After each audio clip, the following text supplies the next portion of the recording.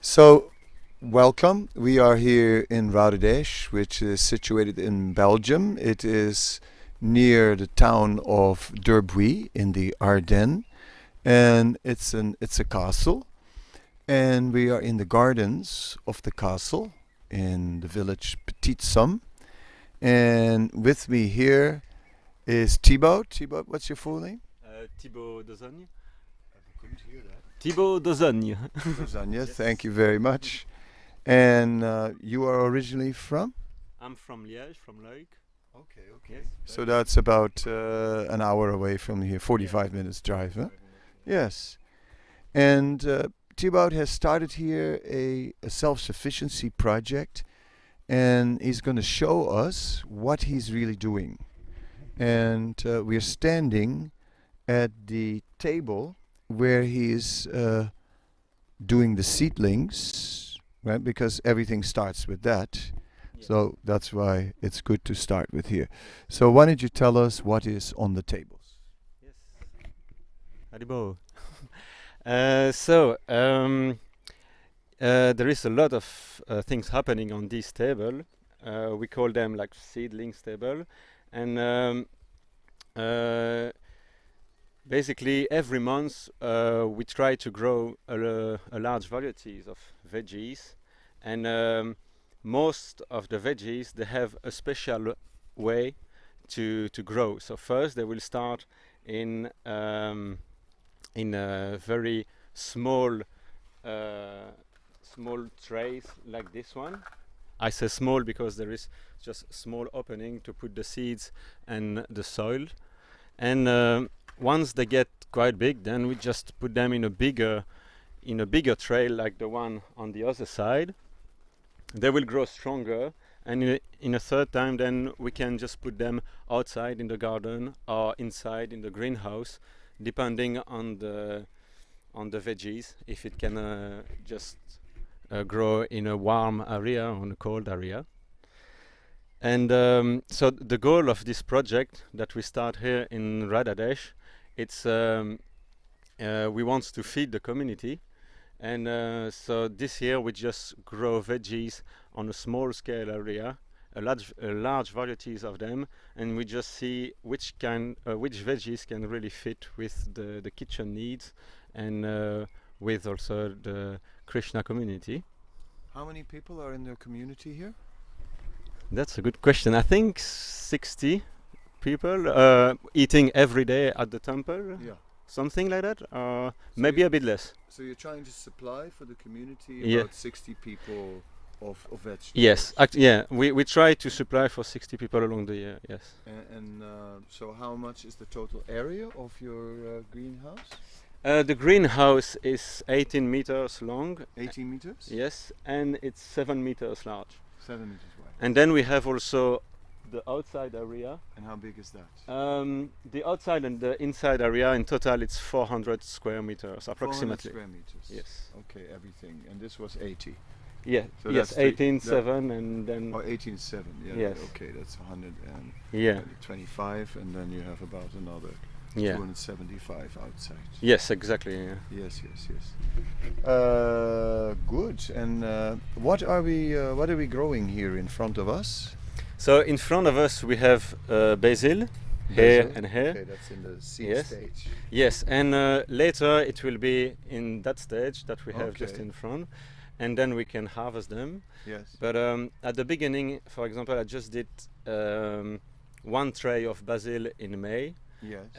I was thinking that it will be enough because we can do we can cut often the basil and it just grow bigger. Okay. But then I realized that the community is eating a lot of basil, like all the Uh-huh. time, for pesto, Nice. for salads, for everything. Yeah. And so I just decided to grow 300 more basil because then could be enough for the summertime. How long from this stage to that stage? Let's say 1 month or a bit 1 more. month, huh? Yes, like 1 1 month. month. And how do you water the trays? Yes. These seedling tables, they are very interesting because we will water all the seedlings by the bottom, from the bottom. Okay. So it means that we will fill this table with water. Oh, we fill the table with water. Yes. Yeah. We just add water here, and there is a tap at the end of the table. And after 2 hours, the seedlings will be soaked with water. We open the tap, and then we already teach the seedlings to go and take the water from the bottom. You have some carpet on the table also. Yes, 2 different kind of carpet. So there is the first one. It's one which can really absorb humidity and water. Yeah. So it will keep the table always humid, but not soak with water. So that's the goal. Yeah. And this one, it's another one that we put just on the top, and it will keep the roots from the seedlings to go in these materials. Otherwise, it will be very hard to remove the seedlings from the table. But this is like a porous material, like the humidity from this goes through this plastic layer? Exactly, yes, it's going through. It's a special type of plastic. Yeah, it's a geotextile. Geotextile. Yes, and but we could find another kind of materials that will do the same job. Here, I just took the same as usual, but maybe there is something else that we can use too. It's just the goal of this one. It's just to really prevent the roots from the seedlings. Here there is no roots yet because the seedlings are too small. To go into the ground. To go and into that materials. Yes. Okay. So, for example, if we look these pumpkins here, we can see the roots. The roots are coming out. Side. Yeah. But they cannot go through the geotextile. Okay. And it's still very moist and humid. And it will stay humid during quite a long period of time. Then we are sure that the seedlings will be fine. How often are you putting water on the table? So that depends about the plant, about the container. For example, the small one will need to be water maybe more often. Yeah. How much is more often? Let's say, in average, when there is some sun, it's like every 3 or 4 days. Okay. It could be every week, and it could be every day when it's very hot or very cold. On the sun or yes. Either once a week or a few times. Yes. Yeah. Or even every day when it's very sunny. Okay. Yeah. What other plants? What is going on here? So here we have also a lot of different experimental seedlings. We have a bit of holy basil here. We have okra over here. We have lavendula or lavender in English. Lavender here. We have again holy basil here, and different kind of veggies. Yeah. Holy basil, yeah. Yes. And these plants? Oh, they're actually nettles. So I grew nettles because they don't sting yet. A little bit, huh? Oh, a little bit.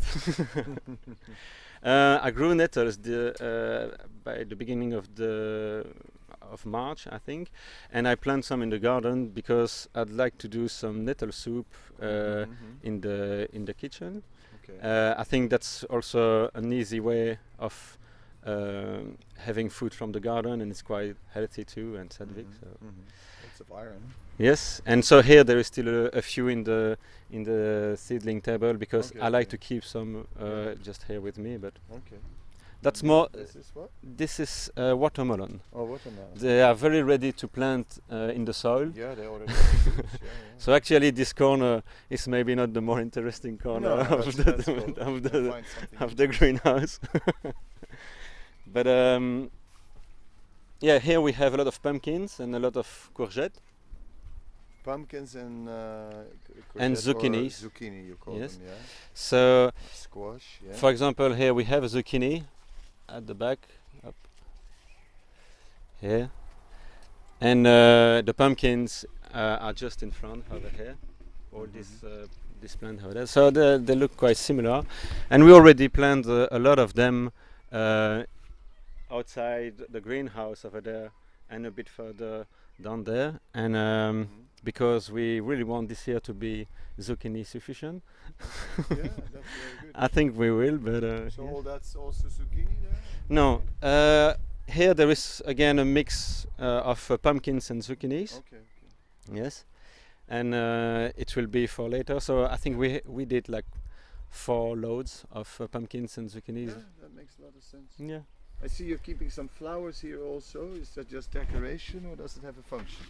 Yes, it has a function. So I used to put a lot of flowers with every veggies that we grow because they will attract all these insects like the bees, the I mean all the insect that used to do some pollinization. Yeah, do we say that? pollinization. Yes. Yeah. And so it will help to do that work with the tomatoes also, Okay. which needs to be pollinated to have some tomatoes that Nice, we can yes, see yeah, over the here. Tomatoes are there, yeah.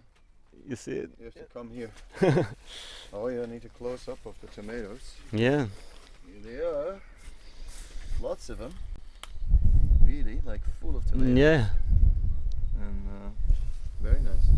And so Okay, so that's for the pollinization. yeah, mainly, but also this is chamomile, so we can use it also for the Okay. tea. Yeah. We can also eat it.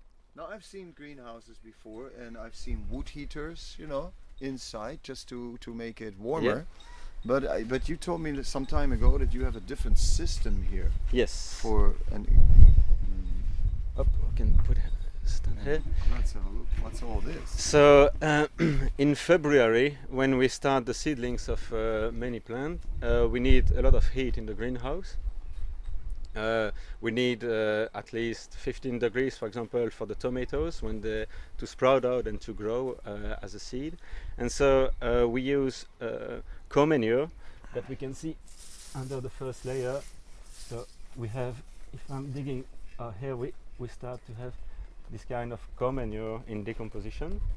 And when we put this fresh co-manure in February, then it's just heat up, and we can reach easily 20 degrees inside the greenhouse. So when we do that, then we have to put a cover on the top of these seedling tables, Yes, and we yes. keep this heat inside. And it's very important for this kind of seed like tomatoes, aubergine, and other one to start to grow. Yes. Okay, okay. So and on top you just have some vegetables. You create compost at the same time Yeah, with that. exactly. I'm creating compost, and hopefully next year with this soil we could do our own soil to put in the pot, in the Okay, seedling okay, pots. yeah, That would be the yeah, goal. Yes. yeah. Okay, Yes. nice. Huh? Yeah, like how nature works for you. Yes, exactly. So that's like is that permaculture? Yeah, we can call it permaculture, Uh-huh. and it's really yes, like you just said, it's working with nature to make some veggies and just flowing with nature, and Yeah. that's really the goal. And yes, I think it's fitting well with the community here to work like so close with nature, and Yes. Yes. and yes.